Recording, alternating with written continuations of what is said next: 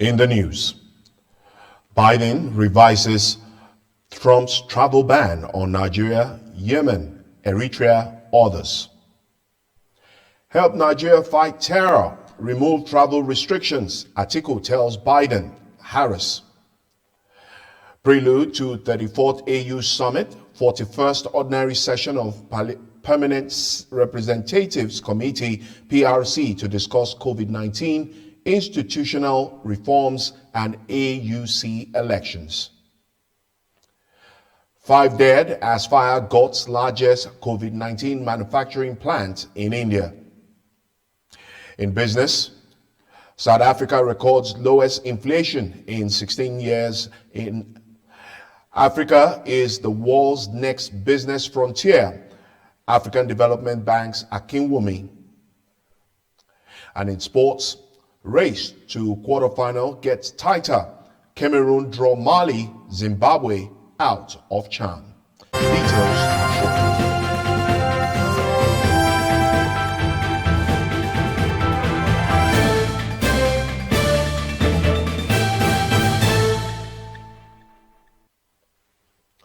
Hello, welcome to TOS TV, your digital first Pan-African network. I am Nkamian John.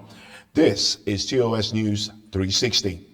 We start with this development where U.S. President Joe Biden, immediately after his inauguration on Wednesday, issued a number of executive orders undoing some of the policies and projects of his predecessor.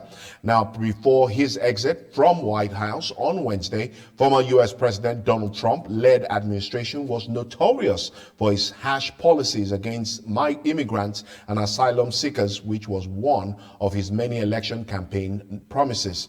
He tightened the policies amidst the coronavirus pandemic, which rocked the globe, claiming his decision was to protect the American populace.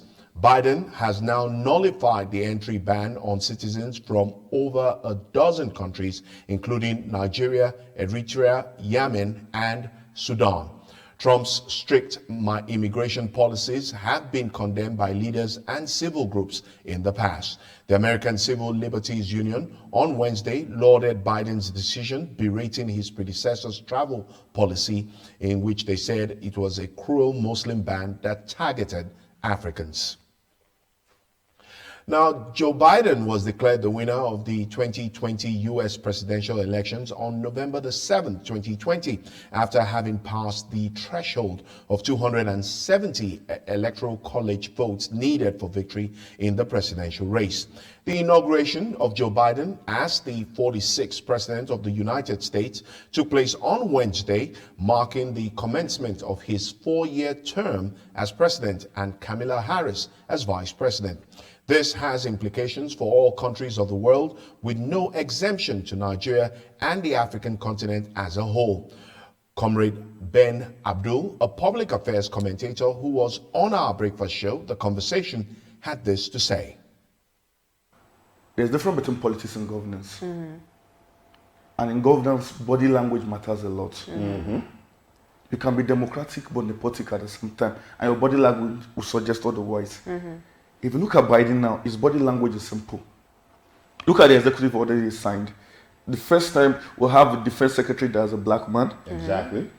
Now he's signaling to the African and to the larger world, especially the oppressed world, that I'm ready to do business with you. For the first time, we've seen a cabinet that is diverse. So don't be surprised seeing a black man negotiating as a black ambassador with Nigeria, and we'll have a common ground. We are not talking from the basis of superiority or inferiority complex any longer. So the body language of Biden is, I think, the prospects for Black-America relationship, or Africa-America relationship rather, I think is bright. It's very bright. Meanwhile, Nigeria's former Vice President Atiku Abubakar has sent a congratulatory message to the newly inaugurated leaders of the United States, Joe Biden and Kamala Harris. In the message released on Thursday, Atiku said the new U.S. leadership should support Nigeria's fight against terror and remove all travel restrictions imposed on Nigerian citizens by the Donald Trump administration. In a tweet, Atiku said Nigeria has enjoyed good relations with the U.S. since 1961. 2021, and U.S. support will help nurture the nation's democracy. Since 2009, Nigeria has battled an insurgency across its northeast region, and bandits' attack has increased in recent years.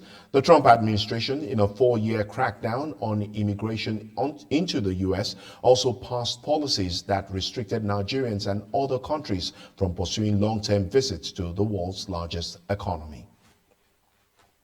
On the other hand, your neighbor's survival is also your own. This is a statement attributed to Nigeria's President Muhammadu Buhari to his visiting Benin Republic counterpart.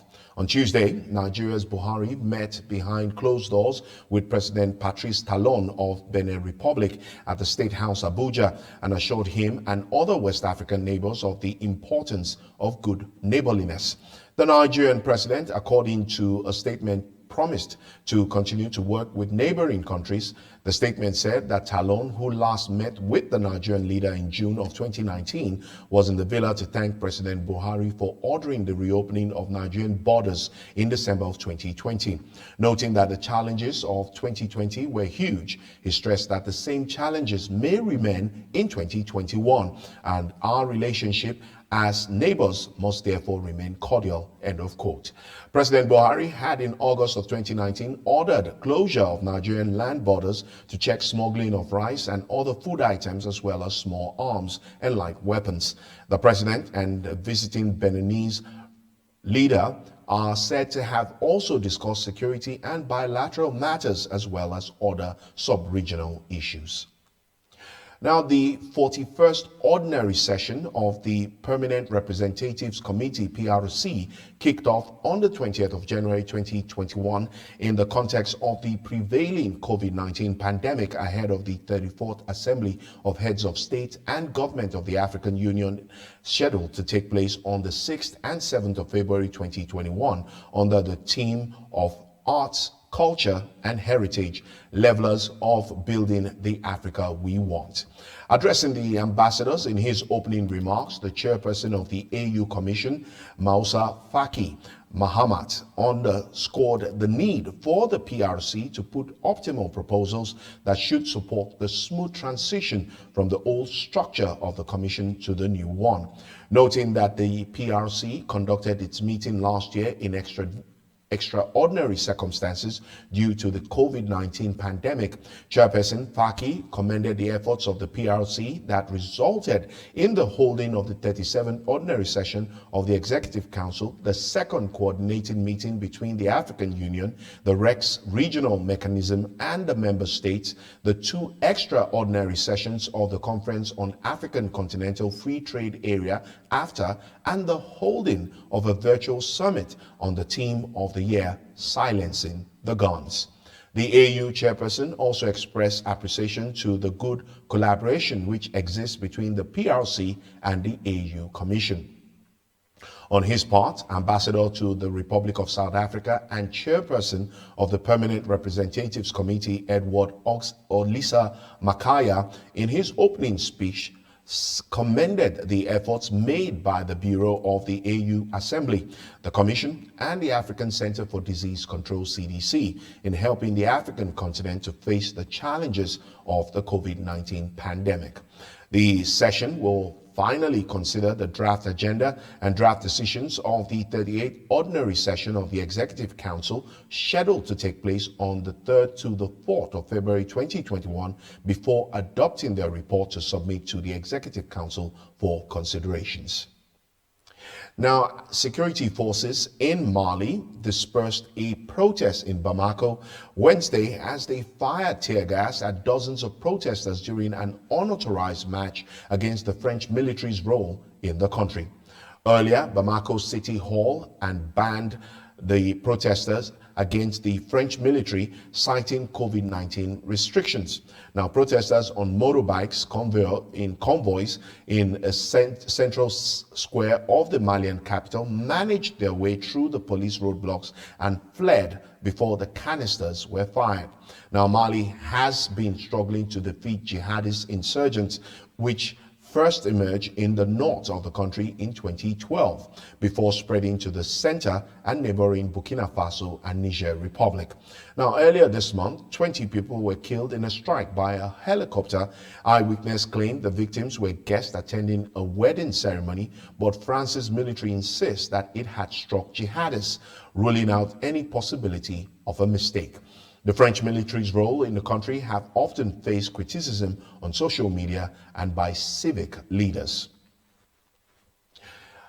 United Nations head of mission in the Democratic Republic of Congo held Wednesday her last press conference in Kinshasa as she prepares to hand over the baton at the end of her 3 year as the head of the UN mission. Now, for the Algerian, the situation is far from being terribly bad in the country, as she's quoted as saying, "Congo is not burning." Now, Leah Zerogui welcomed the organization of elections that allowed a peaceful transition of power for the first time in the Democratic of Congo. The Algerian will be replaced by Guinean Bintou Keita, who will take office in February.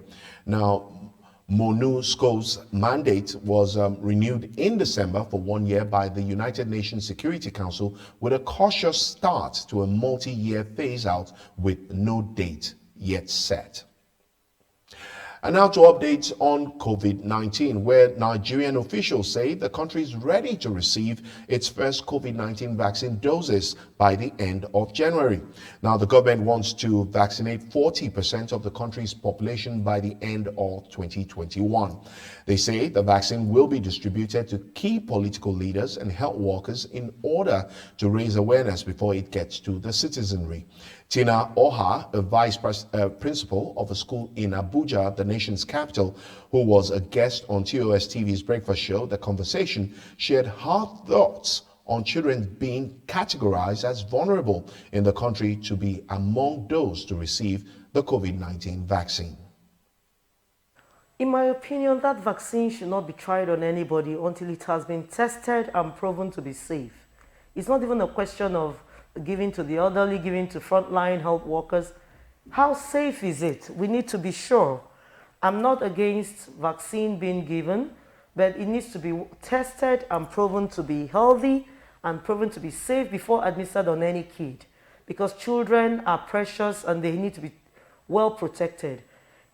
Whichever class of people that government give the vaccine first is okay if they have proven that those vaccines are safe. Tina gave suggestions to the Nigerian government with the education system to cushion the pandemic impact on the system.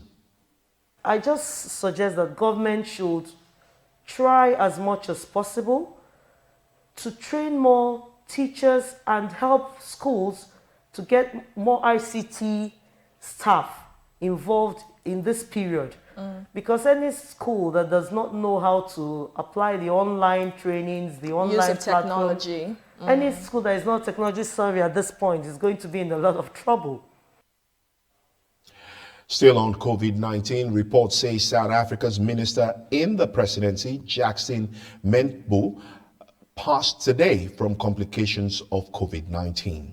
South Africa's President Cyril Ramaphosa announced the passing of a man who has become the first member of his executive to die from a pandemic that has claimed over 34,000 lives in South Africa and infected over 1.3 million. Mthembu is a veteran ANC activist who caught his teeth in politics, where he rose to be Speaker of the Provincial Executive Council and a member of the Provincial Executive. This is your digital first Pan-African network, TOS TV network. You are watching TOS News 360. Now, stories from the international scene in just a moment. Do stay with us.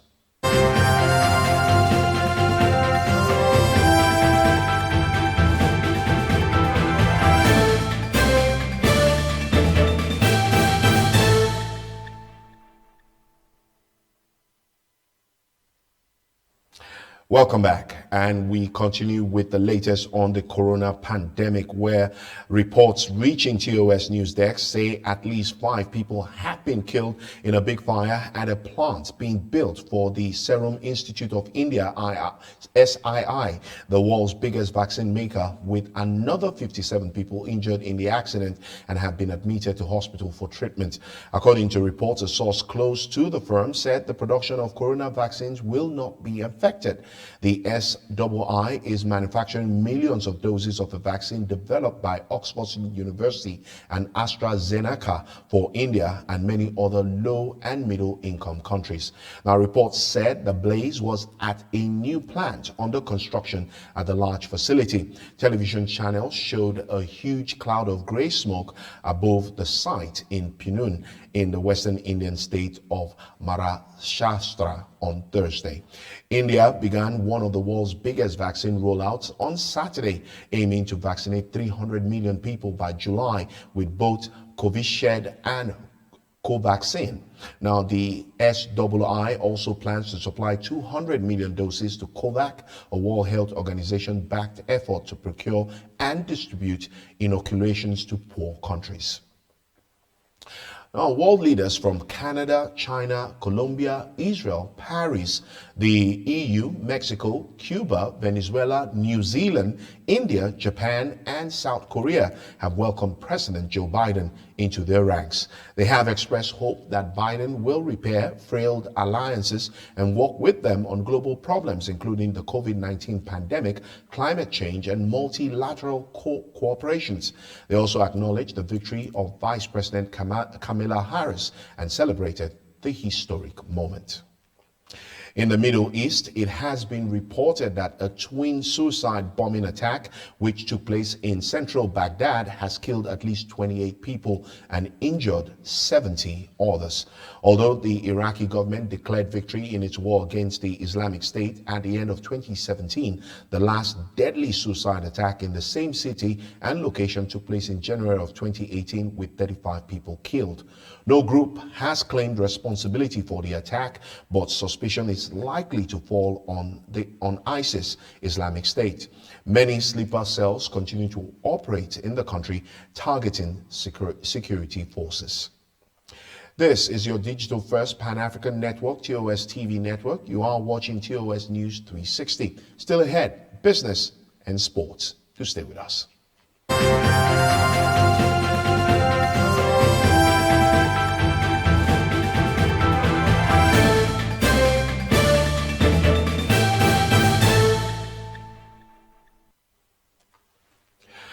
Thanks for staying with us, and we go straight to business, where the African Development Bank AFDB President Akinwumi Adesina on Wednesday said that Africa remained fertile ground for investment, but much hinged on the continent's ability to boost its healthcare sector. Adesina gave the remark during the Africa Investment Conference, a virtual one-day event organized by the United Kingdom Department for International Trade, which brought together UK and African business and government leaders to discuss investment and partnership opportunities. Now, 4 sectors were under the spotlight: sustainable infrastructure, renewable energy, financial and professional services, and agriculture and agri-technology. Now, Africa's economy shrank by 2.1% in 2020 and is expected to grow by 3.4% in 2021 as the global economy recovers from the impact of the COVID-19 pandemic. Emma Ward-Smith, Her Majesty's UK Trade Commissioner for Africa, said she was heartened to learn that 10 of the fastest growing economies were still in Africa, adding that there was not enough awareness of how much innovation was happening in the region. She said there was an opportunity to blend Africa and UK innovations. Now, South Africa's annual consumer price index, CPI, for 2020 was at 3.3% and lower inflation recorded since 2004, Statistics South Africa revealed on Wednesday. Now, Stats South Africa attributed food and non-alcoholic beverages as the main drivers of inflation in December, with a monthly increase of 0.5% and an annual rise of 6.3% 0%. This was up from November's annual reading of 5.8%.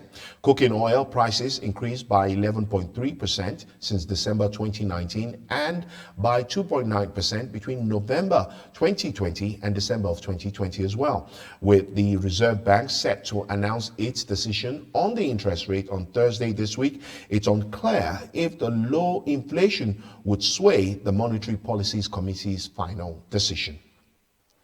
And now to sports, where the match day 2 of 3 in Group A took place Wednesday, with the indomitable Lions of Cameroon hitting the ground with their main contenders, the Eagles of Mali. Now, Cameroon took a slight possession over Mali's strike in the only goal at the 6th minute through a superb header from the defender Salomon Charles Banga. Now, the Eagles of Mali later equalized in the 12th minute through a free kick from Isaka Samake. The Mali team tried many shots on target, but the tactical Cameroonian defense stood their ground. Cameroon and Mali top Group A with 4 points each, followed by Mali that beat Zimbabwe by 3-1. Zimbabwe are now out of the tournament. After winning their first match against their neighbors, the DR Congo will now meet Libya in yet another crucial match that will shape Group B. Niger Republic, on the other hand, after a draw with Libya on Sunday, will meet the Red Devils of Congo Republic. A win for Mali, Cameroon, or Burkina Faso will grant them express entry to the quarterfinals. Mali and Cameroon still remain favorites to proceed. And that's it on TOS News 360, your digital first Pan-African network. For more updates, do visit our website, www.tostvnetwork.com, and do follow and like TOS TV Network on Facebook, Twitter, and Instagram. And remember to subscribe to our YouTube page. TOS TV is also available on TS TV as TOS News on channel 138. Do stay with us and enjoy more programs on TOS TV Network. I am Camion John. Bye for now.